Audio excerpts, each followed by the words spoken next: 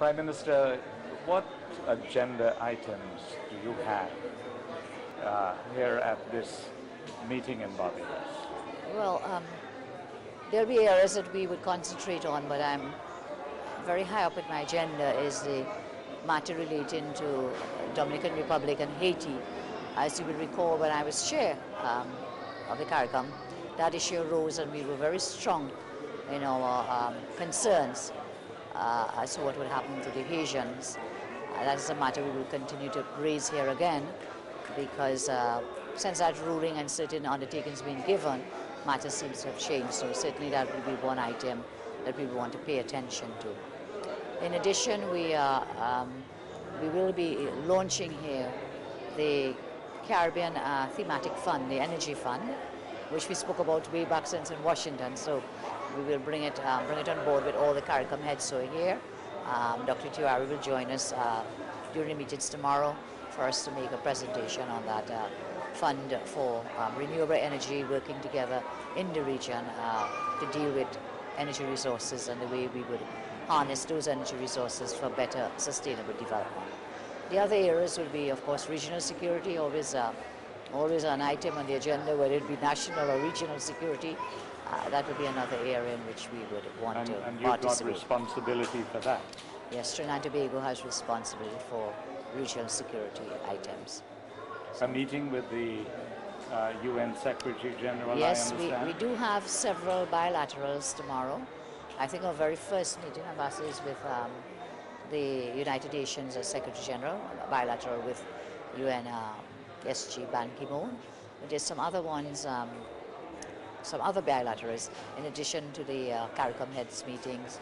I don't have the agenda in front of me now, but there are some other bilaterals we will pursue tomorrow. But one of the most important ones will be that with the United Nations Secretary General, as we look for post-2015 development goals, where we've come in the past several years. In some areas, we have surpassed those MDGs into 2015. In the key area of education, we have already gone further than the targets in that arena. The other areas we would want to continue to explore would be non-communicable diseases. CARICOM took a lead role in that regard as well. And the other area has to do with, these are the things for United Nations matters, the whole issue of disabilities. You may have seen recently that my government has finally deposited our instruments for the treaty. Arms Trade Treaty. No, this is the disabilities. Oh, this is another treaty. Disabilities. Oh, disabilities. We have been championing the cause of persons with disabilities. So that treaty, finally, after so many years, we have now been able to deposit instruments so that we become fully on board. That is another matter I will raise with SG Ban Ki-moon. And later in this month, in fact, we will have representatives from the United Nations to visit Trinidad and Tobago with respect to our role having now become a full member of the Persons with Disabilities Treaty. And of course the Arms Trade Treaty, as you well know, we have been lobbying not just in the CARICOM but outside of the CARICOM for Trinidad and Tobago to become the secretariat for that particular treaty. You entered the CARICOM family in Montego Bay, Jamaica, That's right. in a blaze of glory, as your colleagues seem to think.